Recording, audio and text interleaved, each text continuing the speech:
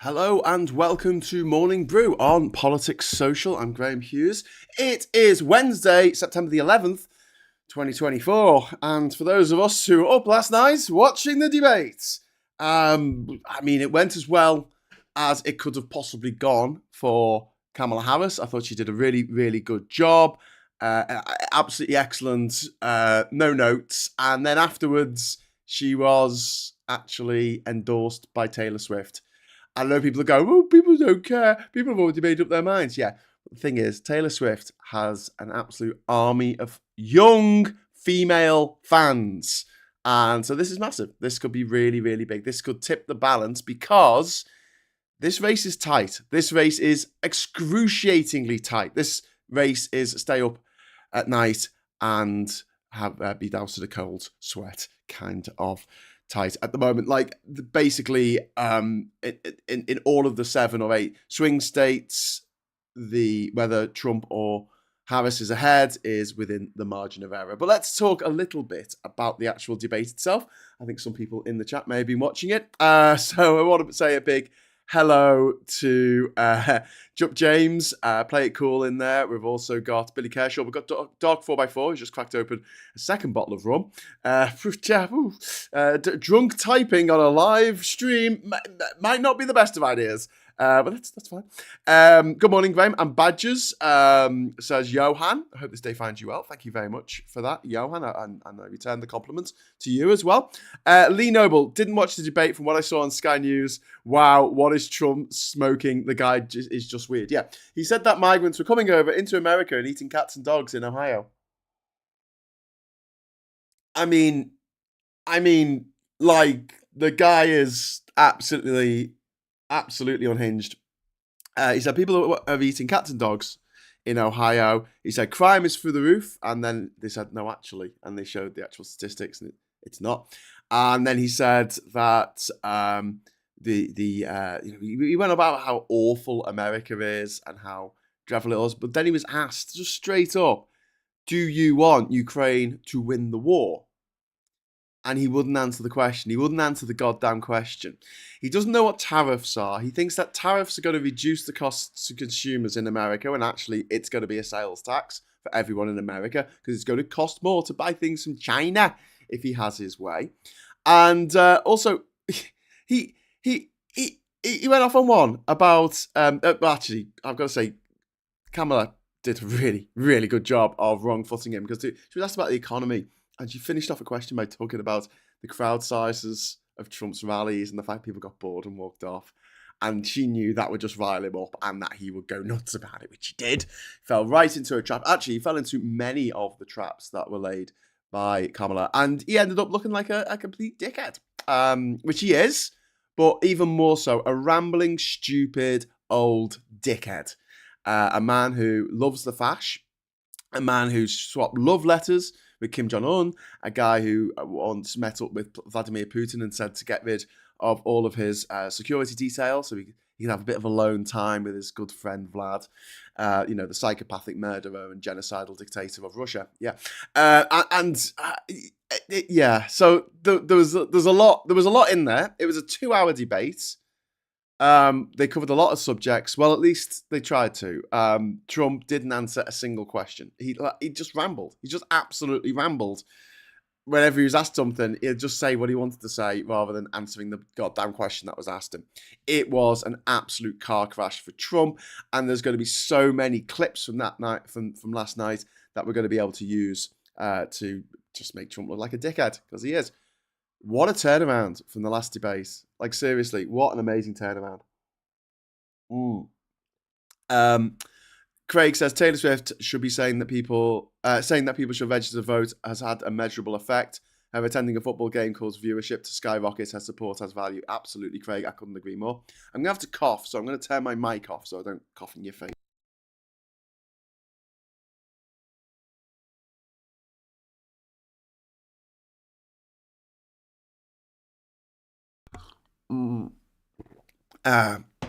The media never called him out on not answering questions. That's true, but the way he answered the questions was just... he gave an answer. Just didn't answer the bloody questions, did he? And Musk backs him up. Yeah, John, because all the billionaires, they all went to school together, didn't they? Trump is one sad man, says Plunduff. He is, especially after last night's performance. I saw on Twitter that Trump's comments on eating pets synced up with the Peanuts song. What? Harris was magnificent last night. Trump made himself look like even more nuts than he already has. Yeah, he's fucking weird, as Nick Offerman hilariously sang. Says Sarah White. He is he's a very weird man. Looking forward to watching the debate in full later, says Brad. How long was the debate? It was 2 hours. So I don't know, watch it on double speed. Watch it on this channel, because we did a watch part. And did I dream the bit about foreigners coming over and eating your pet, says Russell. No, you didn't dream that, Russell. That actually freaking well happened. How many times did the hosts have to correct Trump? Politics Social 7 times, I think. I don't know exactly, but I can think of at least 3 instances where they just said that's not true. And yeah, he actually said that he still won the last election. He said that in the debate. And they had to go, no, you didn't win. And it's you know, it's like a drunk going, I'm all right to drive, or someone with dementia, even worse, saying, I'm all right to drive, and you have to take the keys off them. It's kind of painful, but at the same time, it's got to be done because, like, they can't drive because they're a menace on the road. It's not their fault, but with Trump's case, it is absolutely his fault. But it just breaks my heart that there are millions of Americans who look at this disgusting orange blob rapist man and think, oh yeah, that sexual predator, I think he should be the most powerful man in the world. I'm going to vote for him to be the most powerful man in the world, a sexual predator. Like, do these people, like I said last night, do they not have daughters, sisters, mothers? I mean, yeah. Captain Bart Roberts, thank you very much for the £5 super chat, my friend. That is very, very kind of you. Kamala is a career prosecutor. 45 was sliced and diced. He was indeed. I mean, look, I don't think it could have gone any better for Kamala Harris. However, I will re-stress what I keep saying, is I don't think that this will nudge the dial too much. I think the Taylor Swift endorsement might, because it will get some new voters online, which is good. But the debate itself, Kamala wasn't going to, Trump wasn't going to win any votes. He was just going to keep his own votes no matter what he did. Sorry, he wasn't going to lose any votes, I should say. Because the people who got to vote for him are going to vote for him anyway. He could devour their firstborn and he would still get their vote. You know, he could have sex with the person's wife or husband and he would still get their vote. You know, he could murder, he could do anything. He could literally do anything. He can shoot a man on Fifth Avenue and people still vote for him. He could shoot someone's dad on Fifth Avenue and the children of that person would still vote for him. Like, honestly, it's that cultish. It's that insane. So this was all on Kamala, not to put a foot wrong, because she could lose votes, especially if she had a nightmare debate performance like Biden did last time. And she didn't. She did really, really well. So I'm up for another one of these, to be honest with you. Oops, I'm Grahamed. I'm late, says Alan Jackson. Thanks for that, Alan. Jesus Christ. When I've got like a team of people behind this channel, like actually producing the stuff, I'll find that a bit more funny. Morning all, missed the debate, falling asleep after a long day, says Sean. I wish I missed it. Brad says they were saying Swift has been an undecided voter. She was never undecided, just waiting for the moment. Absolutely, Brad. Absolutely. I mean, she's been supporting, out and supporting the Democrats since 2018, and obviously she famously supported Biden in 2020 with her cookies. The things he said about his own daughter should get him locked up alone, says Sarah. Yes, he said he would date his own daughter if she wasn't his daughter. And by date, he means have sex with. Like, how horrifying. What a horrifying spectacle. What a freak. What an absolute freak. Just the guy, he was talking about some 10-year-old. He said, in 10 years' time, I'll be dating that. And you're just like, what the hell is wrong with you? Well, he's flying around America on the Pedo Express, also known as the Lolita Express. So Jeffrey Epstein's plane, that's what Trump is flying around the country. He's a sex offender, a convicted felon, flying around on a pedo's plane, and people are going to vote for him. People are going to vote. Call them out. If you know any Americans who think that Trump is good, just say, honestly, anti-Marge, are you really going to vote for a man who is a convicted sex offender, a convicted felon, an adjudicated rapist who's flying around on a pedophile's plane? A man who says that he'd like to have sexual relations with his own daughter. You're going to vote for him. You're going to vote for a sexual predator to be the most powerful man in the world. I mean, it's quite remarkable. It really is. He continued to claim he won the debate afterwards. This is from Ben in the spin room. The spin room is not a place to maintain your success. Jon Stewart was epic. He was. Don't give him ideas, Graham. He'll be shoving kids in burgers before you know it. I bet Trump can't play Scrabble. Well, he would just put the letters down in the order that he got them out the bag and claim it's a word. Can't abide Swift, says Ernie. Oh, Ernie, come on. She's a brand like Pepsi, but fair play to her for nailing her colours to the mast in style. At least she writes her own songs, and she's a big fan of the Beatles. And her songs are good. Like, it's not like she's only got one song that is played ad nauseum forever, like "Sex on Fire" by Kings of Leon. She's got quite a repertoire of tunes. She's got 12 albums now, and she pumps them out. You know what I mean? Like, I can't think of a more sort of industrious artist that we've seen for a very long time. Since maybe Ken Dodd died. I mean, she's just 3.5-hour shows, which have about 42 costume changes. And I can't see Oasis doing that. Yeah. Anyway, so I'm going to stop defending Tay-Tay for a moment while I just jump into the fact that Anatole has dropped a £5 super chat in. Thank you very much for that, Anatole. Morning, Graham. It's clear to anyone with a functioning brain, that Trump lost the debate last night. But do you think it'll move the dial? No. I'm going to be brutally honest here.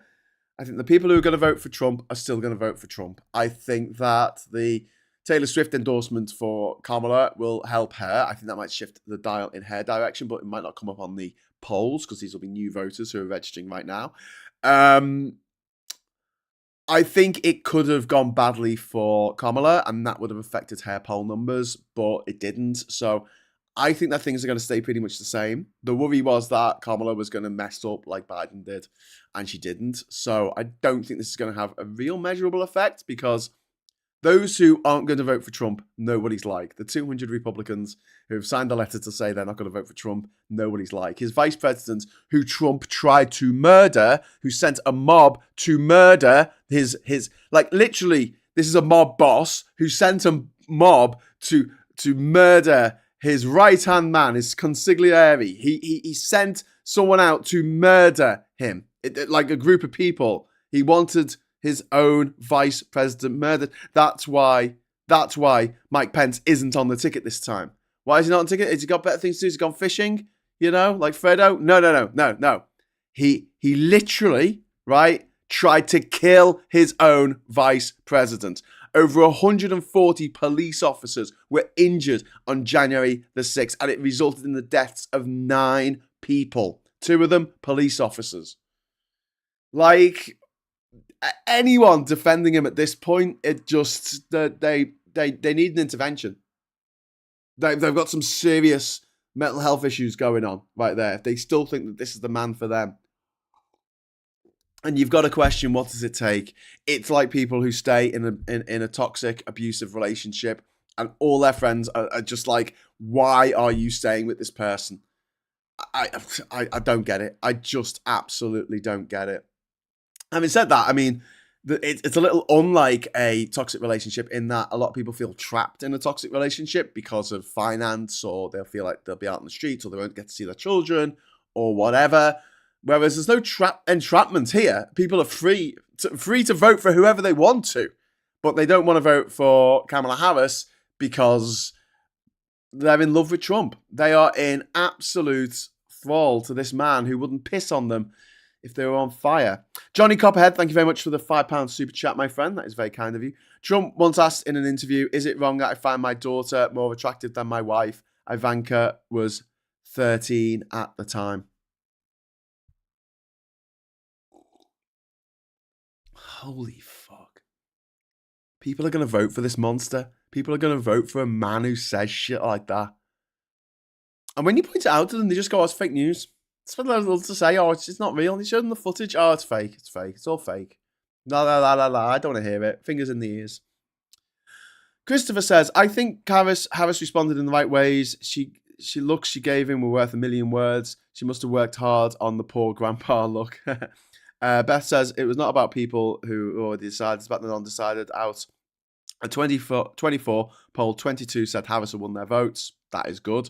And there is a film coming out about before the election about Trump. Yes, there's a film coming out called The Apprentice, I think, and it is literally the guy who taught Trump to be the most horrible, toxic man slug in the world, and his relationship with Trump. And the rules like don't ever back down. Don't ever say you were wrong. Don't ever apologize. Just be a horrible, horrible man. And some people respond to that. Some people really do. And it's not just like they're going to give this guy the vote. They're going to give this guy the keys to the most powerful job in the world. They're also buying his fucking NFTs and investing in his meme stock with Trump Social. I mean, these people would literally give up their firstborn to Donald Trump. They would sacrifice the firstborn on the altar to Donald Trump. And the delusion is just off the freaking charts. Yeah, I mean, anyone who's religious, anyone who's Christian, calls themselves Christian, and is going to vote for Trump. Are you kidding me? Are you absolutely kidding me? You're going to vote for this guy, even though he embodies every single manifestation of the devil or the Antichrist ever mentioned in the Bible. I mean, for Christ's sake. Anyway, Frank, thank you very much for the £5 super chat. The Trump voters suggest about 30% of US voters are feeling empowered, which is scary. It suggests that 30% of the population is possibly toxic. That would make sense. That would make absolute sense. I mean, 30%, yeah, I could see that. Don't forget 50% of all people in any given cohort are below average intelligence. Colin says, Fredo, I now have a nasty image of Trump kissing Pence and saying, I know it was you. I know it was you who verified the votes. You bastard.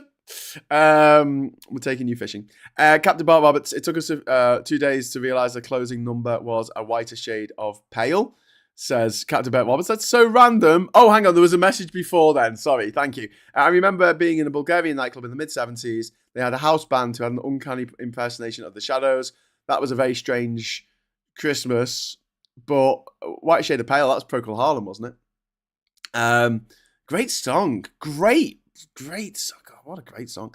Ben, I was in a toxic relationship about 10 years ago. I stayed for 2 years because I was not emotionally strong enough to break free, which is understandable. And there's other, pressures on you when you're in one of those relationships. I've been in a toxic relationship. Yeah, it is difficult to break free. But, with this, like, Trump isn't going out with them. It's not providing anything for them at all. He's just a menace. Dark says, I repeat my comment earlier.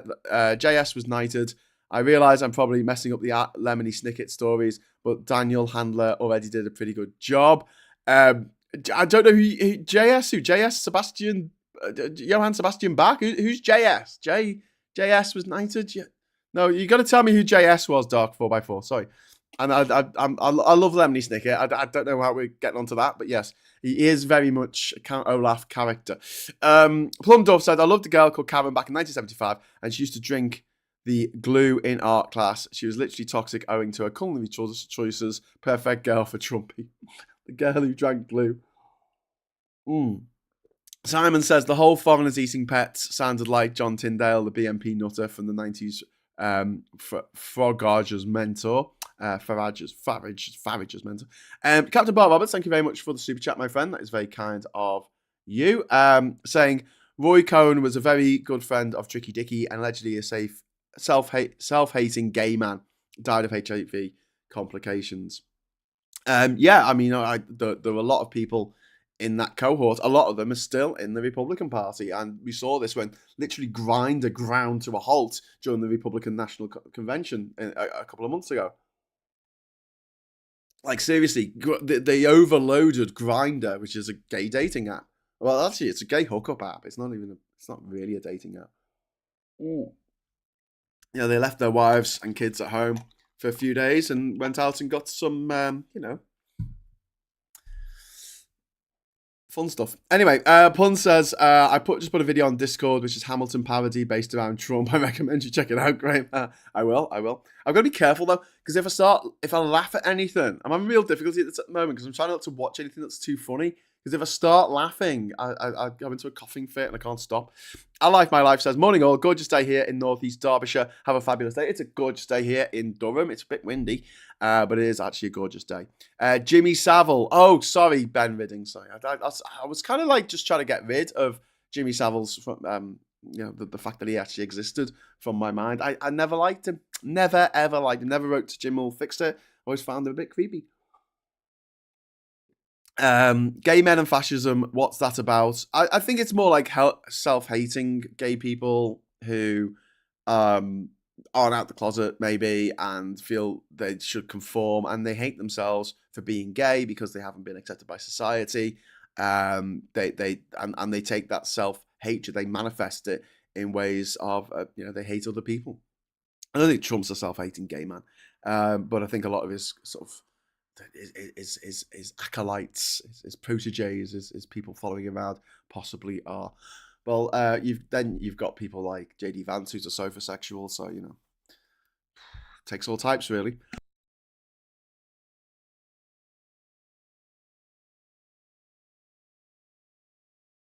Excuse me while I cough.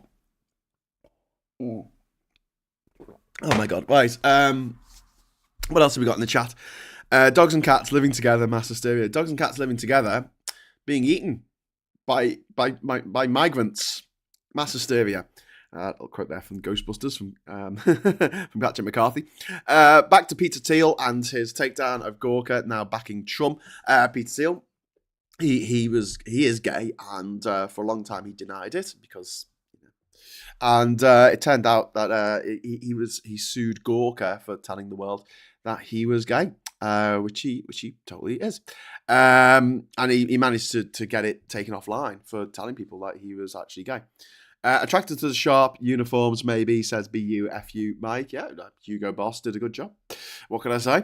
One thing you can't say about the Nazis is that they weren't particularly well dressed. You can say that they were horrific monsters who perpetrated one of the greatest crimes in the history of humanity. But you can't say they look too shabby. Although Hitler did himself, but that was the whole Hitler chic, wasn't it? Because he was a big fan of Charlie Chaplin. He wanted to look like the little tramp himself.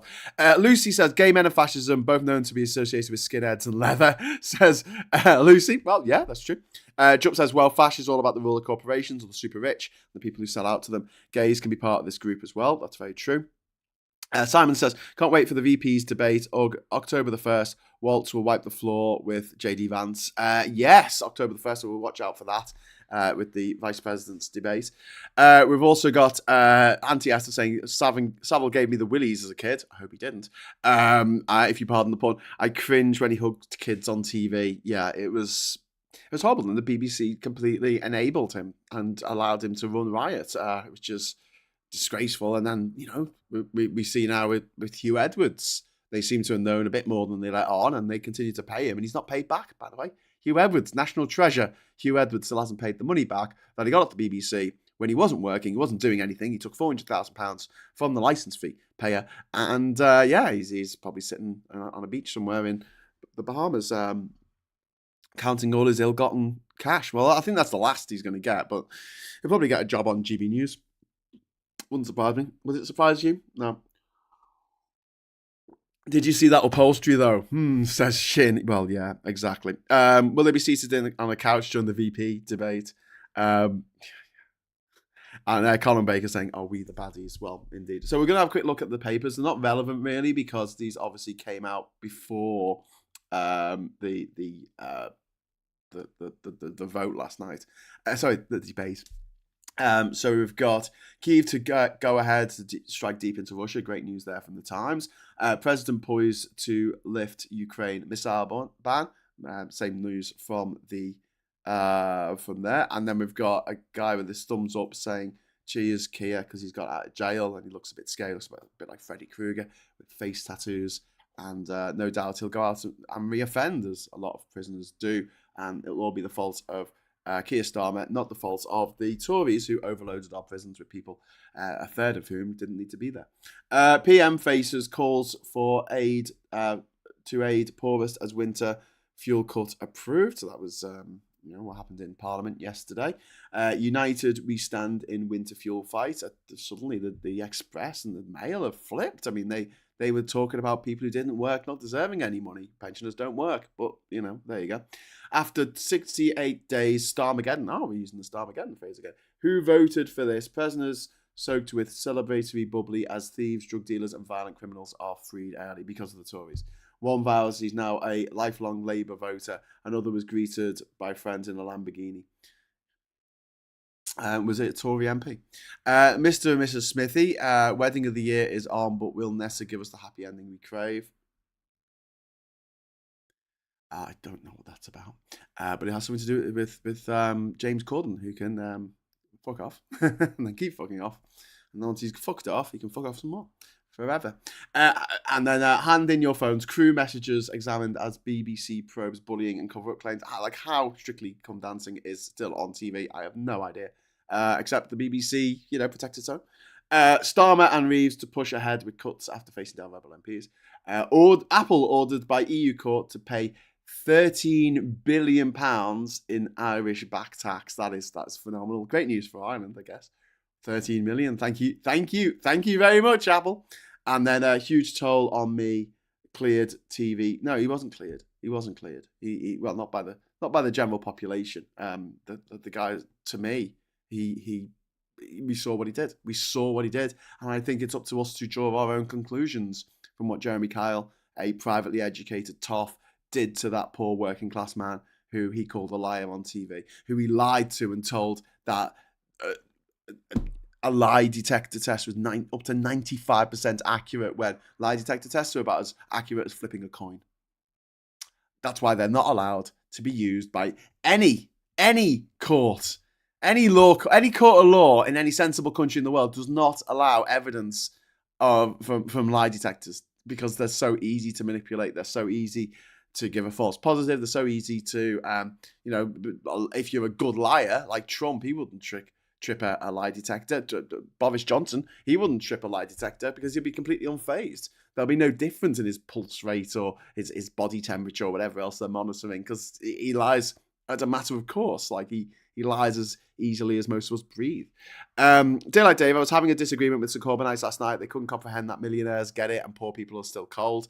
Millionaires get this pension top up. Now, I think that the amount that you have to be earning in order to qualify for this pension top up for the winter fuel payments is too low. I think it should be higher, and also I think that the drop off should be graded, so people who are £3 over aren't £300 £297 out of pocket. That seems a bit unfair. It could be done better. But generally speaking, in the current climate that we are living in, we could really do without these millionaire pensioners. 1 in 5 pensioners are millionaires. They do not need the £300 that they get. A lot of them are final salary pensions, which do not exist anymore. For our generation, we are not going to get final salary pensions. They do not exist. They've been on a final salary pension for 30 years after taking early retirement, and they're doing all right. They go on cruises. They buy new cars all the time. Like, I don't have a car. I don't own a car. My partner's got a car. She gets a new car once every maybe 10, 11, 12 years. Not every year, as some pensioners that I know get a new car every year. So they do not need the £300. They don't need it. But there's a lot of people who are living in poverty. 1 in 5 pensioners on the other side of the spectrum are living in poverty. And they need to be helped, and they should know that there's money out there that they can claim, which a lot of pensioners, up to 1 million pensioners, don't know that they deserve more pension credit than they are currently getting. So getting that message out there is very, very important. Lucy Willer says, there's a Gavin and Stacey Christmas special. I'm washing my hair on Christmas Day, so I'll be missing that. Eating pets in Springfield. I missed that Simpsons episode. Jeremy Vile, one of the worst people to ever appear on TV. Absolutely horrific man, says Lee Noble. Posh toff berating working class people and parading them on the TV for the entertainment. I mean, it was like one of those Victorian circuses that the Elephant Man ran away from in that movie. John Merrick. John Merrick ran away from in the movie The Elephant Man. Called them was never funny. I laughed longer last time I was burgled, says Captain. I mean, some people find it funny. Some people find Mrs. Brown's Boys funny.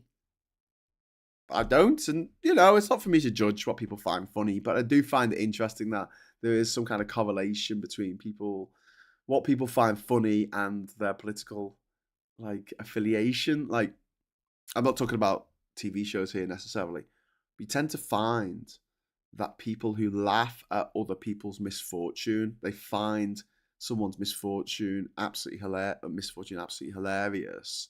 So someone falls over in the street, instead of running over to them and helping them up, some people will laugh. Some people will actually find that funny, and you tend to find that those people will also vote for Brexit. They'll also vote for Trump. They'll also vote for Farage. They'll also vote for Boris Johnson. They'll vote for Viktor Orban. They'll vote for Berlusconi or Bolsonaro or just any kind of horrible dictator, because I don't know. There's something has gone wrong.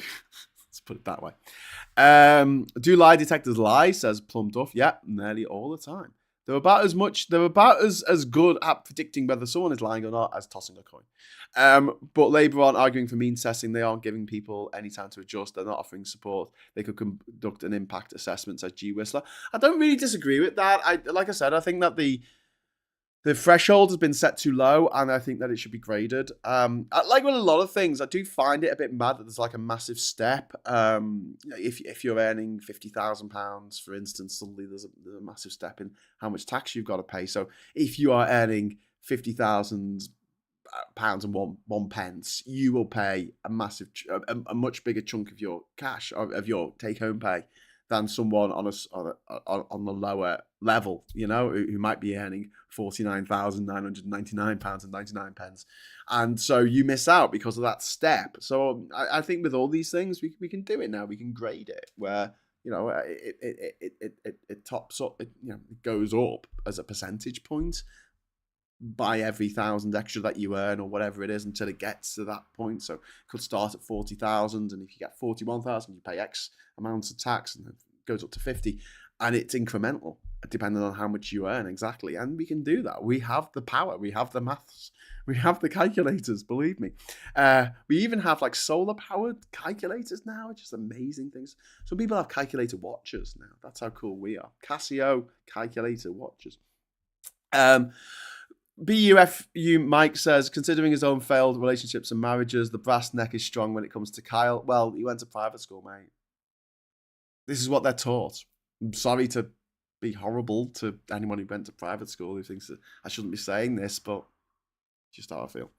Last time I got burgled, the only thing they saw was a huge sheaf of Nicaraguan 50 Cordoba banknotes sheets. They were caught trying to cash them in the local bank. 50 Cordoba equaled about 3 pence. Yeah, I should do that. I should get some Uzbek sun, get a big stack of Uzbek sun, which is worth 50 pence a note. And just leave it out. Sarah says, I find it telling that nearly all classic comedians are raving TERFs. Yeah. Sarah, you're absolutely right. And it is a bit weird to have grown up in that era of alternative comedy, the era of the Young Ones, Blackadder, and the Mary Whitehouse Experience, and the stand-up routines that routinely punched up rather than punched down really did feel like we'd left that 1970s Bernard Manning humor behind, which is just Jim Davidson just saying horrible racist things about a put upon minority. And yet it seems to come full circle now, because these very, very rich so-called comedians now get specials on Netflix, and it's almost like it's part of the contract that they have to have a dig at trans people. It's like, why? First of all, it's not funny. It's just not funny. It's like a racist joke is not funny unless you're a racist. So a transphobic joke isn't funny unless you're a transphobe. And if you're a transphobe, you're probably a bad person. We've seen this with J.K. Rowling. She pretended that she was all for women. And then when a woman came along and won the boxing, at the Olympics, she wholeheartedly joined in the bullying of this woman to say that she wasn't a woman, she was trans. A woman who came from a country where if she was trans, she could be put in jail or worse. I mean, how irresponsible is that? You know, calling someone the wrong gender, misgendering them, and also calling them a criminal in their own country. You know, accusing them of committing a crime. And you're like, what the hell is wrong with the, you know, it's a black mold speaking, isn't it? Right, so I'm 5 minutes over, and I've got to go because I'm going to be back at 12 o'clock. I might get a couple of hours sleep before then. I'm going to be back at 12 o'clock for PMQs, which is going to be at 12. And also, hopefully I'll be back tonight at 6 o'clock for the intersection. So look out for that. Ed Stacey says, thinking of going on the Rejoin March to hear you talk, Graham, but don't know if it'll work. If work will let me go as it's a political event. Oh, just hang around the background. It's on a Saturday. Say you're going to see the late Queen or something. Just one sec.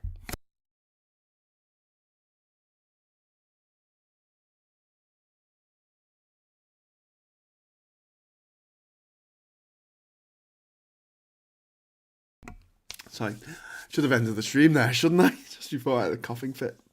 My God, go away, cough. I've had this cough for 2 months now. Go away. Have a good nana nap, Graham. Thanks so much, Anthony. I tried it. But Ed, please come to the Rejoin March where I'll be speaking. It's on at the end of the month, at the last Saturday of the month, so please come along to it.